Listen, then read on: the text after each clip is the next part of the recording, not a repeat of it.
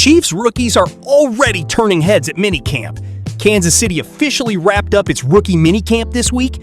First-round pick Peter Woods already looks like a future star. QB Garrett Nussmeier also said he's excited to learn from Patrick Mahomes. The Chiefs brought in more than 100 rookies and tryout players. Andy Reid reportedly loved the energy and competitiveness at camp. Chiefs fans are already dreaming about another Super Bowl run. Which Chiefs rookie are you most excited about?